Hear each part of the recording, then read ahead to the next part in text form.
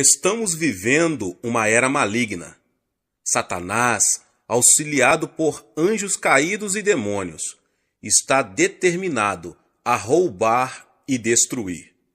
Se não nos apoiarmos no poder da oração, não seremos capazes de abater o poder de Satanás. O diabo nunca se preocupou muito com os rituais da igreja, mas tem medo mortal da oração genuína. Quando uma pessoa começa a orar de verdade, começa a descobrir novas e diversas formas de oposição da parte de Satanás. Há um homem em minha igreja que antes era alcoólatra. Não obstante a sua prosperidade nos negócios, a bebida o levou a maltratar a esposa e os filhos. Certa noite, ele chegou em casa, acompanhado de seus companheiros de bebida, e todos puseram-se a beber e alegrar-se ali. Embora a mulher o amasse muito, os filhos, e já tivesse suportado muitas coisas por parte do marido, não podia tolerar o fato de ele desonrar seu lar de tal forma. Chamou-o à parte e disse-lhe: "Querido, eu o amo, mas não aguento mais suas bebedeiras. E agora você ainda traz esses bêbados para casa? Não vou tolerar isso. Vou arrumar minhas coisas e ir embora. Amanhã, quando você acordar, eu já não estarei mais aqui." Apavorado com o choque de perder a família, ele ficou subitamente sóbrio. Como sua esposa era uma crente muito dedicada, ele se ajoelhou ali diante dela e começou a orar: "Senhor, liberta-me desse terrível demônio do álcool." Pensando que o marido, além de embriagado, estivesse zombando de sua religião, a mulher ficou mais indignada. Ele já tentara diversas vezes libertar-se daquele vício, mas sem o conseguir. Agora que a esposa ameaçava abandoná-lo, estava ainda mais desesperado. Estava chorando quando ouviu uma voz interior que lhe vinha no coração: "Pela manhã você estará liberto." "Tenho certeza de que amanhã estarei liberto", disse para sua esposa. Mas ela não pôde disfarçar uma expressão de incredulidade. Já ouvira muitas dessas promessas antes. Então, de manhã, ela teve uma grande surpresa ao ver o marido jogando no lixo suas garrafas de bebidas caríssimas e seus cigarros. Será que está ocorrendo um milagre de libertação? Pensou consigo mesma. Depois, o homem entrou no seu carro, foi para seu trabalho e disse a todos os empregados de sua fábrica que Deus o libertara e que ele nunca mais iria beber nem fumar. Os colegas da fábrica não tinham coragem de rir na cara dele, mas acharam que isso era mais uma de suas resoluções. Ele havia feito o mesmo várias vezes anteriormente. Contudo, depois de algum tempo, todos ficaram convencidos de que alguma coisa tinha acontecido, pois sua vida se modificara totalmente. Hoje, toda a família está servindo a Jesus e ele é diácono de nossa igreja. Havia uma outra família que Satanás estava decidido a destruir. Contudo, através de muita oração e persistência, a esposa conseguiu obter uma vitória completa e total. Satanás é mentiroso e o pai da mentira. Ele tem prazer em roubar e destruir, mas Cristo nos concede autoridade sobre a obra dele quando aprendemos a orar. Para sabermos como a oração pode desbaratar o poder de Satanás, quando ele estiver operando em nossos amigos e entes queridos, precisamos entender o que a Bíblia ensina sobre ele. Sendo o dirigente do louvor celestial, Satanás tinha o acesso a Deus. Isaías diz o seguinte a seu respeito: como caíste do céu, ó estrela da manhã, filho da alva, como foste lançado por terra, tu que debilitava as nações, tu dizias no teu coração: eu subirei ao céu, acima das estrelas de Deus, exaltarei o meu trono e no monte da congregação me assentarei nas extremidades do norte. Subirei acima das mais altas nuvens e serei semelhante ao Altíssimo. Contudo, serás precipitado para o reino dos mortos, no mais profundo abismo. Isaías 14, 12 ao 15. E Ezequiel tem outras informações. Estavas no Éden, jardim de Deus. De todas as pedras preciosas te cobrias, o sárdio, o topázio, o diamante, o berilo, o ônix, o jaspe, a safira, o carbúnculo e a esmeralda. De ouro se te fizeram os engastes e os ornamentos. No dia em que foste criado, foram eles preparados. Tu eras querubim da guarda ungido e te estabeleci. Permanecias no monte santo de Deus, no brilho das pedras andavas.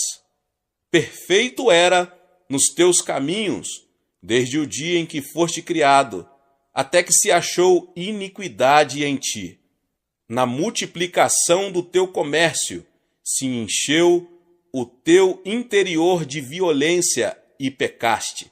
Pelo que te lançarei, profanado, fora do monte de Deus, e te farei perecer, ó querubim da guarda, em meio ao brilho das pedras.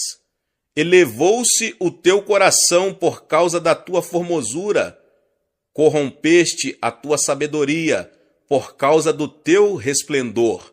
Lancei-te por terra, diante dos reis te pus, para que te contemplem. Todos os que te conhecem entre os povos estão espantados de ti. Vens a ser objeto de espanto e jamais subsistirás. Ezequiel 28, 13, 17 e 19. Por esse texto, vemos que Satanás ocupava uma posição de grande proeminência no glorioso reino celestial de Deus. Mas por que ele deseja nos roubar e destruir? Deus criou o homem à sua própria imagem e lhe deu domínio. Satanás teve inveja da posição que o homem ocupava e desde o início tentou destruir essa criatura especial de Deus. Assim que Adão e Eva morreram espiritualmente por causa de seu pecado, Deus fez a seguinte promessa: porei inimizade entre ti e a mulher, entre a tua descendência e o seu descendente. Este te ferirá a cabeça, e tu lhe ferirás o calcanhar. Gênesis 3,15. Assim, Satanás sabe que sua derrota final e suprema virá por meio da humanidade. Examinando a história humana, vemos que ele tem tentado impedir que essa promessa se realize. Primeiro, ele tentou corromper a raça humana, como se foram multiplicando os homens na terra, e lhes nasceram filhas, vendo os filhos de Deus que as filhas dos homens eram formosas, tomaram para si mulheres, as que entre todas mais lhe agradaram. Então disse o Senhor: o meu espírito não agirá para sempre no homem, pois este é carnal, e os seus dias serão 120 anos. Ora, naquele tempo havia gigantes na terra, e também depois, quando os filhos de Deus possuíram as filhas dos homens, os quais lhes deram filhos. Estes foram valentes, varões de renome na antiguidade. Viu o Senhor que a maldade do homem se havia multiplicado na terra e que era continuamente mal todo o desígnio do seu coração. Então se arrependeu o Senhor de ter feito o homem na terra, e isso lhe pesou no coração. Porém, Noé achou graça diante do Senhor. Gênesis capítulo 6. O objetivo de Satanás era corromper a raça humana, para que o descendente da mulher, Jesus Cristo, não fosse puro. Desse modo, ele não poderia trazer destruição ao seu reino. Entretanto, Deus ainda contava com um homem que não havia sido corrompido. Somente uma família achou graça aos olhos de Deus. Assim, Noé foi o meio pelo qual toda a raça humana se salvou de uma destruição total e completa. Mas Satanás continuou com sua oposição, tentando destruir o povo de Israel. Depois fez tentativas para destruir o Cristo menino. Por fim, fez com que o Filho de Deus fosse pendurado numa cruz. Mas a cruz não significou o fim de Jesus, pois foi exatamente pela morte de nosso Senhor na cruz que ele derrotou a Satanás. E é pela morte e ressurreição de Jesus Cristo que nós também temos autoridade sobre Satanás e suas obras. Desse modo, somos mais que vencedores por meio daquele que nos amou. Como exercer essa autoridade em oração? Como eu disse antes, Satanás faz mais oposição às orações do povo de Deus do que a qualquer outra coisa. Isso é mostrado claramente no livro de Daniel. Daniel ainda era jovem quando foi levado cativo para a Babilônia no ano 605 a.C. Mas Deus fez com que esse cativeiro se tornasse o meio pelo qual Daniel chegou a uma posição-chave no maior império daqueles dias. Assim como José, que prosperou no Egito, embora passando por reveses temporários, assim também Daniel foi usado por Deus, pelo fato de possuir o dom de interpretação de sonhos. Esse dom foi usado depois para revelar uma visão tão precisa de acontecimentos futuros que houve quem duvidasse da autenticidade de seu livro. No primeiro ano do governo de Dário, futuro governante universal do Oriente Médio, Daniel recebeu uma interpretação especial do texto de Jeremias 25:13. Ao perceber as implicações dessa nova interpretação para Jerusalém, começou sua conhecida oração intercessora em favor de seu povo. Principiou por confessar seus pecados, embora sua inabalável fidelidade a Deus fosse reconhecida por todos os judeus que se encontravam no cativeiro. Depois passou a pedir perdão para o seu povo, como vemos no capítulo 9. Em seguida, ele se põe a pedir o favor de Deus para seu povo. Ó Senhor, segundo todas as tuas justiças, aparte-se a tua ira e o teu furor da tua cidade de Jerusalém, do teu santo monte, porquanto, por causa dos nossos pecados e por causa das iniquidades de nossos pais, se tornaram Jerusalém e o teu povo opróbrio para todos os que estão em redor de nós. Agora, pois, ó Deus nosso, ouve a oração do teu servo e as suas súplicas, e sobre o teu santuário assolado, faze resplandecer o rosto, por amor do Senhor. Daniel 9, 16 e 17. E continuando em oração, sua súplica se tornou mais intensa e ardorosa. Ó Senhor, ouve, ó Senhor, perdoa. Ó Senhor, atende-nos e age. Não te retardes, por amor de ti mesmo. Ó Deus meu, porque a tua cidade e o teu povo são chamados pelo teu nome.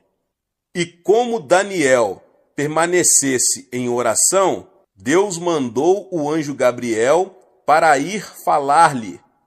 Então o anjo lhe revela o modo como Satanás se opõe às orações do povo de Deus. Então me disse: não temas, Daniel, porque desde o primeiro dia em que aplicaste o coração a compreender e a humilhar-te perante o teu Deus, foram ouvidas as tuas palavras, e por causa das tuas palavras é que eu vim. Mas o príncipe do reino da Pérsia me resistiu por 21 dias. Porém Miguel, um dos primeiros príncipes, veio para ajudar-me, e eu obtive vitória sobre os reis da Pérsia. Daniel capítulo 10, 12 e 13. Mais adiante, no mesmo capítulo, Gabriel revela a Daniel a batalha que terá que enfrentar assim que sair dali. E ele disse: sabes por que eu vim a ti? Eu tornarei a pelejar contra o príncipe dos persas, e saindo eu, eis que virá o príncipe da Grécia. Mas eu te declararei o que está expresso na Escritura da verdade, e ninguém há que esteja ao meu lado contra aqueles, a não ser Miguel, vosso príncipe. No comentário do Antigo Testamento de Kiel e Deliche, um dos mais respeitosos comentários bíblicos, os autores afirmam que o príncipe da Pérsia era a força maligna que estava orientando os desenvolvimentos do Império Mundial que viria a seguir. Gabriel fora mandado por Deus até Daniel, mas os príncipes de Satanás, os anjos caídos, guerreavam contra o mensageiro de Deus. Já que Satanás não queria que a oração de Daniel fosse atendida, o arcanjo Miguel foi então chamado a acudir Gabriel nessa batalha. Daniel jejuou e orou durante 21 dias. Foi esse o tempo necessário para as forças espirituais de Deus derrotarem os anjos caídos. Em Zacarias 3, encontramos um verso em que o Senhor diz o seguinte a Satanás: o Senhor te repreenda, ó Satanás. Sim, o Senhor, que escolheu a Jerusalém, te repreenda. Não é este um tição tirado do fogo? Paulo também compreendeu bem a batalha espiritual que temos de enfrentar, pois disse: porque a nossa luta não é contra o sangue e a carne, e sim contra os principados e potestades, contra os dominadores deste mundo tenebroso, contra as forças espirituais do mal, nas regiões celestes. Efésios 6,12. Para vermos isso tudo sob uma perspectiva mais clara, temos que compreender bem a realidade espiritual, isto é, a realidade do que domino, a quarta dimensão. Satanás foi derrubado da posição que ocupava nos lugares celestiais, uma posição, aliás, bastante elevada.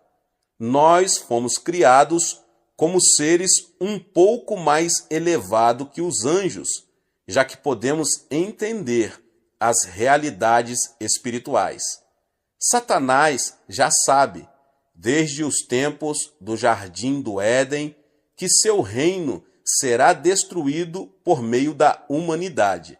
Deus lhe deu o título de Príncipe da Potestade do Ar. Como ele pode exercer autoridade sobre a atmosfera da Terra? Ele tem conseguido exercer influência sobre as nações. Contudo, Deus tinha dado autoridade ao homem, mas este a perdeu por ocasião da queda, devido ao pecado de Adão.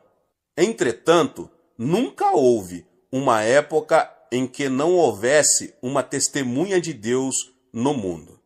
Seu povo sempre pôde exercer autoridade através da oração e intercessão. Depois, Cristo veio ao mundo e permitiu que os homens o julgassem e crucificassem. Contudo, pela sua vida sem pecado, sua morte propiciatória na cruz e sua gloriosa ressurreição, ele ficou com as chaves da morte e do túmulo e recebeu toda a autoridade.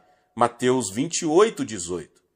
E hoje, temos diante de nós a ordem de ir ao mundo todo e fazer discípulos de todas as nações para o reino de Deus. E essa ordem é fundamentada pelo fato de que Cristo conquistou toda a autoridade no céu e na terra. Quando aprendemos a orar no Espírito Santo e entendemos que recebemos autoridade espiritual, podemos imobilizar as forças de Satanás que atuam numa pessoa, em comunidades e até em nações. Entretanto, Satanás, que é um mentiroso e pai da mentira, tenta convencer-nos de que ele está no controle de tudo. Mas quando aprendemos a jejuar e orar e exercitar nossa legítima autoridade espiritual, Satanás e suas hostes são obrigados a se renderem à vontade de Deus. Como é essencial que conheçamos e compreendamos a importância da oração. Mas se não aprendermos a orar, não haverá meios de vermos a vontade de Deus realizada em nossa vida e ministério. Contudo, como já afirmei anteriormente, primeiro precisamos ter o desejo de orar. Nosso problema é que pensamos muito sobre a oração, lemos muita coisa a respeito dela e até recebemos instruções acerca da oração, mas não oramos. Chegou a hora de compreendermos que a oração é a fonte do poder. Chegou a hora de permitirmos que o Espírito Santo opere em nós um novo quebrantamento e submissão a Deus. Chegou a hora de aprendermos a exercitar nossa autoridade espiritual, procurando impedir a oposição de demônios. Chegou a hora de orarmos. Glória a Deus. Deus abençoe a sua vida, você que ouviu essa palavra. Talvez você chegou aqui pela primeira vez e ainda não é inscrito no canal. Se inscreva no canal e ative o sininho das notificações. Todos os dias são postados vídeos abençoados aqui no canal para te abençoar. Deixe o seu like e não esqueça de compartilhar esta palavra com mais pessoas. Amém.